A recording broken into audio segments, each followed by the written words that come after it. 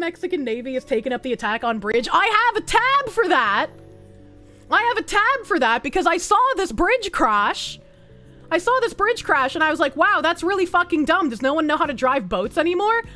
And then I realized all of the lights on the masts were actually people. And I was like, what the fuck? That is insane. Like, the amount of, like, damage that has been done to people from this crash is just crazy. Mexican Navy sailing ship crashes into Brooklyn Bridge, killing 2 crew members.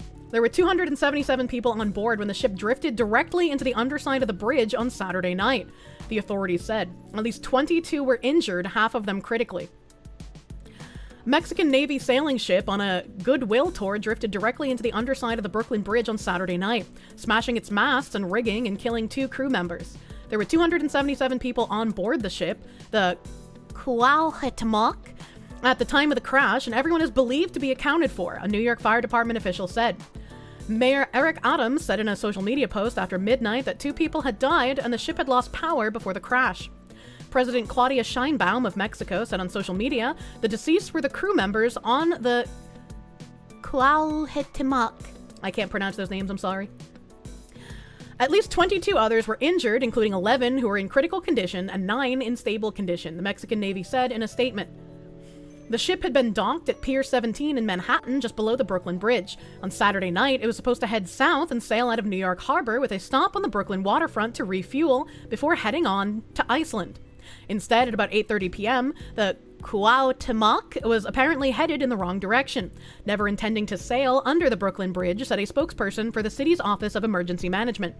At the time of collision, according to videos verified by Reuters, 2 people who appeared to have been on the topmost rung of the mast can be seen swinging forward violently. In the immediate aftermath, the videos showed some people were hanging from the wreckage by ropes, and others inched along their bellies towards the center. In other videos posted on social media, a tugboat could be seen near the Cuauhtémoc, which appeared to be moving backwards, stern first, when it crashed. The vessel lurched but stayed upright as it came to a stop at Brooklyn Bridge Park, according to social media videos and images from the scene. Its masts appeared to be badly damaged. At a news conference on Saturday, the authorities said the pilot, who was assigned to navigate the Cuauhtémoc out of the channel, experienced mechanical issues. The National Transportation Safety Board will be doing a full investigation of the crash. Nick Corso, 23, was finishing dinner with friends at a restaurant nearby when they saw the ship heading toward them. He thought at first the vessel would clear the bridge, but then the top lights on the mast disappeared behind the bridge, and I was like, oh, it's not going to make it. When the top of a mast hit the underside of the bridge, he said you could hear it snap. At Pier 16, where the injured were brought, a large crowd gathered by the waterfront, and emergency vehicles with lights flashing filled South Street. Periodically, emergency workers wheeled victims with neck braces on towards ambulance and loaded them on gurneys. Whenever a new survivor appeared, the crowd broke into cheers and applause and chanted, "Mexico! Mexico!" Alright, that part's a little weird. I don't know why they would be cheering that. One woman with her head bandaged was pushed out on a gurney. She was weeping. Beside her walked 2 companions in white slacks and striped black and white tops. One had her left arm in a sling, the other had her head wrapped in white gauze. That's a weird thing to chant. Yeah, that's a really weird thing to chant. They reacted very oddly. Imagine chanting Mexico after they just had a massive crash and people were hurt. Yeah, like I want to say they were cheering because it's like, oh, we're glad these people aren't hurt. Right? But that's still kind of weird to me. The people hurt were Mexicans. Yeah. That's why I'm saying it's probably like they were cheering because, you know, the people survived, right? Like they were alive. That's probably why they were cheering, but it's still kind of strange, you know? I think chanting Mexico in support of the Mexican Navy pulling out survivors is fine. Good intentions. Yeah, I'm saying it sounds like good intention, but it also sounds a little strange. People cheering were probably Mexican as well. The boat had a huge Mexican flag. No, it's a Mexican Navy ship, yeah? What are they gonna do? Say not Mexico every time they wheel out a corpse? I mean, you don't have to cheer. You don't have to cheer. You could just be like, yay, I'm glad they're alive, you know? Now, for context, it is a unique Mexican thing. The cheering is called a porras, meant to motivate the injured. Okay, thank you. All right, so if it's a cultural thing, that makes more sense. That explains why I am confused as well. Thank you, Mexico brother. You don't see the issue? I guess apparently if that's something that they do, that makes sense that I would be confused by it. Right? Like I've never seen, you know, injured people be pulled out of rubble and then immediately people go, USA! USA! Like that. I would laugh at that too, because it's like, what the fuck are you doing? You're welcome, thank you. You would have chanted Manya. Let's see here. One man's nose and uniform were smeared in dark blood and his chin was bandaged. Not long after that, a man was wheeled out on a gurney. He held his thumbs in the air when he passed the crowd. Yeah, based. Like, fucking hell yeah, I lived, dude. Octavio Muniz, 44, said he came from his home in Newark to see the ship because he is from Mexico. Mr. Muniz said he had watched in horror as the masts toppled. The crowd around him began to scream and cry. It was horrible, he said at Pier 16. It was so sad. After midnight, the vessel docked at Pier 36 behind a city sanitation depot. Its broken masts visible from behind a row of police barricades blocking access to the ship. Or to the slip, rather. Crew members in life jackets, striped shirts, and white pants quickly leaped off to secure the ship with ropes, calling out instructions to one another in Spanish. Deputy Mayor for Public Safety, Kaz Daughtry, passed through the barricades shortly before 1:30 a.m. and confirmed to reporters that people were still on board the ship, waiting to learn where they'd be spending the night and the coming days. We're still trying to figure that out, Mr. Daughtry said over the thump of music coming from a crowded party boat docked one slip over. He said the city's priority was to take care of a group of people on the ship he called good soldiers. Which is a good thing to do. Like, fucking good on the mayor. Asked how long the ship would stay docked in New York, he said as long as necessary. The Cuauhtémoc is used to train seamen, captains, and officers at Mexico's heroic naval military school, according to a news release from one of its cruises.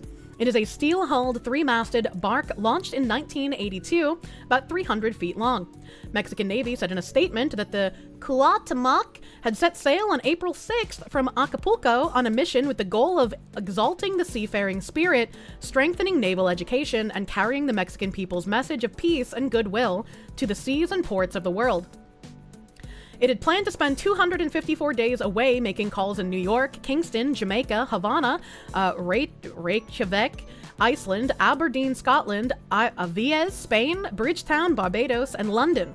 The tour stopped abruptly in New York, where the authorities promised an investigation into the episode. You're getting a vigorous spanking because you've been a bad girl. Thank you, Tucker Carlson. Thank you, Brave SJ, for the 690. Mexican captain, these ships sailed for centuries with no power without crashing into bridges. Juan Jose Navarro would be ashamed. Oh, man. How the fuck does she say the Icelandic name right? Autism. After the crash, all lanes... Oh, sorry, I think I missed a part. Government infrastructure documents show the bridge has a navigational clearance of 127 feet. The Cuauhtémoc's masts were roughly 160 feet tall. After the crash, all lanes of the Brooklyn Bridge were briefly closed in both directions. The city's emergency maintenance notification system reported. Yidnis Rodriguez, the commissioner of the New York City Department of Transportation, said the span was being inspected, but information is there that there was not any damage to the bridge. The Brooklyn Bridge, which took 14 years to build, was the city's first suspension bridge. Since its construction over 140 years ago, the monolithic connector has become a quintessential part of New York City, tying together Brooklyn and Manhattan. It is as recognizable a symbol of New York as the Empire State Building. This is not the first tall ship to strike the Brooklyn Bridge. And then it just says something about another ship that hit it previously. And I do want to go get... there's two videos of this. So in the video, here we go. So all of these lights, not the string lights going down and around the bow, but all of the lights on each of the mast poles, those are all people. On every single one of these mast poles, all of the lights are people.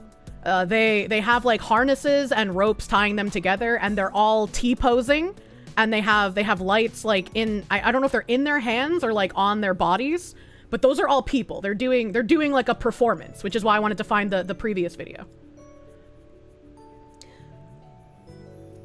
It's a Goodwill tour. Yeah, they were doing like, you can see the people like holding the lights and like falling. It seems like a really bad idea. Oh, I mean, this is something I'm assuming they practiced for, right? And it just seems to have been an incredibly unfortunate event that the ship lost power and whoever was the captain of the ship was just not able to keep control of the ship without power. Was the captain on fucking Fent? Yeah. Officials said that there was a mechanical problem with the vessel. Oh, let me... Lost, I guess, power of the ship and the current, mechanical function caused the ship to go right into the pillar of the bridge.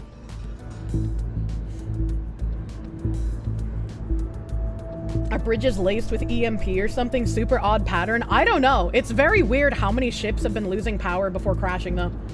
Like, very fucking weird.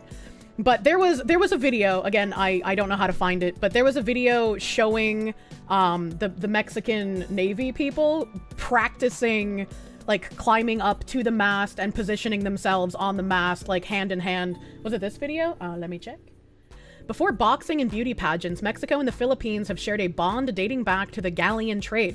Mexican Navy training ship Cuauhtemoc is in Manila now for a goodwill visit as a reminder of the special relationship between the two countries. The public may visit the ship for free during the weekend.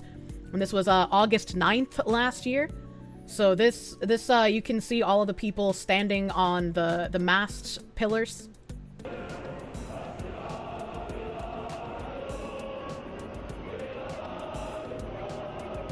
This looks dangerous as fuck. I mean, yeah, it looks dangerous, but it's like a cultural tradition kind of thing, and that stuff is cool. It's just a very unfortunate accident happened. I fucking love. I don't know what these are called because I'm not like a super ship person, but I love on the front of ships when they have like really cool fucking. I don't know if these are statues or if these are people, but I love when ships have statues on the front of the ship.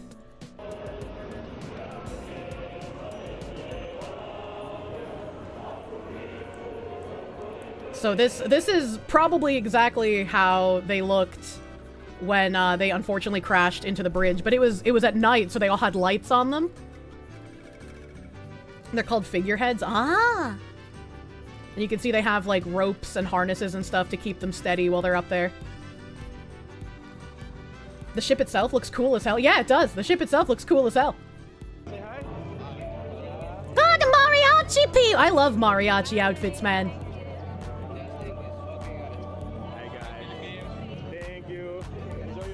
Super heads, yeah. It's called a masthead, not a figurehead. Cuauhtemoc. All right, I was pronouncing it hella wrong. 3-year-old ship dito sila sa Pilipinas for training kasi ito ay Navy training ship nila. So while they're here, you can visit and see for yourself. Malaking barko to. You used to be in a mariachi? My mariachi archiver? Love you, bro. Let's go visit.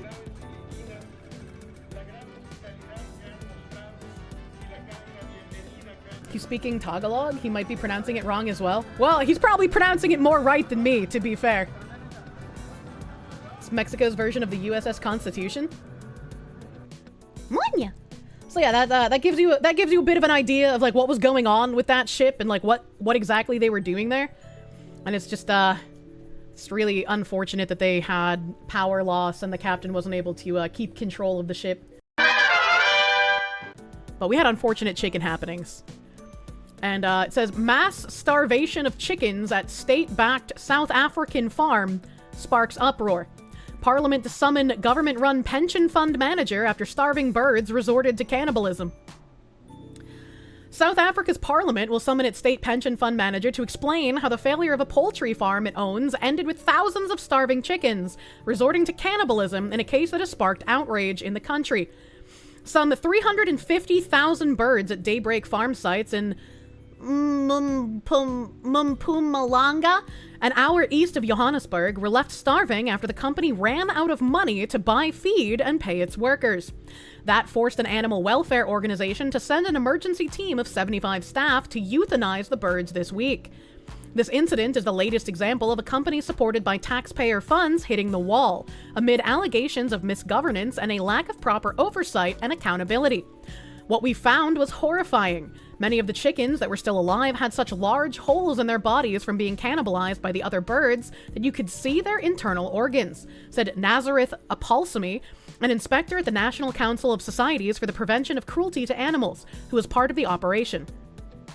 In 2015, South Africa's state-run pension manager, the Public Investment Corporation, which manages 2.7 trillion... I can't remember what the name of their currency is. Whatever R. Ancestry activated. Rand, thank you. Rand, which is $148 billion, on behalf of more than 1 million civil servants, financed the purchase of Daybreak by a consortium led by Matome Maponya Investments.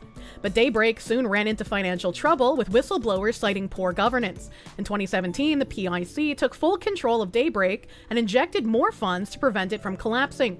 While the PIC subsequently overhauled Daybreak's board, this failed to stem the losses. Now, the NSPCA has lodged criminal complaints against Daybreak's management under the Animal Protection Act, the penalty for which is a criminal conviction and a jail term of up to a year. This is not something we have seen at such scale before, Apolsamy said. Songezo Zibi, the chair of Parliament's Standing Committee on Public Accounts, told the Financial Times that PIC would be summoned to answer questions on its investment portfolio in the next few weeks. Daybreak Farms is definitely on the agenda, he said. This is important since public funds were used to invest in the company, where it seems there has been significant governance failures. Demonstrations outside a Daybreak Farms abattoir in Mpumalanga by the company's workers turned violent this week, with the police firing rubber bullets at protesters. The workers said that they had not been paid since March. One employee told a local publication that the farm workers have no income, no food, no transport money, no ability to pay rent, school fees, or debts. What do they do with all the money? What do they... if up here, they're investing... Like, it says that the Public Investment Corporation manages $148 billion on behalf of more than 1 million civil servants. They're financing Daybreak. So what happened? Where did the money go? Where's the money? Civil servants? Weapons, probably. The PIC said on Wednesday that it was deeply disturbed by the reports about Daybreak. The board and management of Daybreak are responsible and accountable for the operations and finances of the company. The PIC continues to provide support for Daybreak and has provided capital allocations to stabilize the business. Daybreak acknowledged recent challenges related to animal welfare at its poultry farming operations. It told the FT that given its significant financial constraints, the company was exploring options to place the company into business rescue, a form of bankruptcy protection that allows it to restructure its debts. Daybreak added that the company had made numerous requests for funding to the PIC, but was still waiting for a response. The incident marks a dramatic end to what has been described as a landmark transaction for black ownership in the agricultural sector.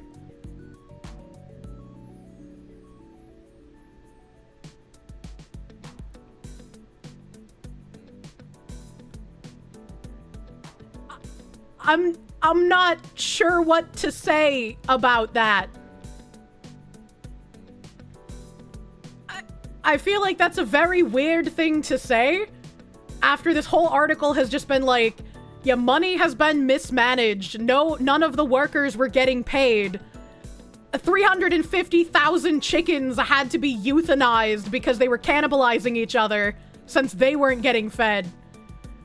And then they just gotta hit you with the incident marks a dramatic end to what has been described as a landmark transaction for black ownership in the agricultural sector.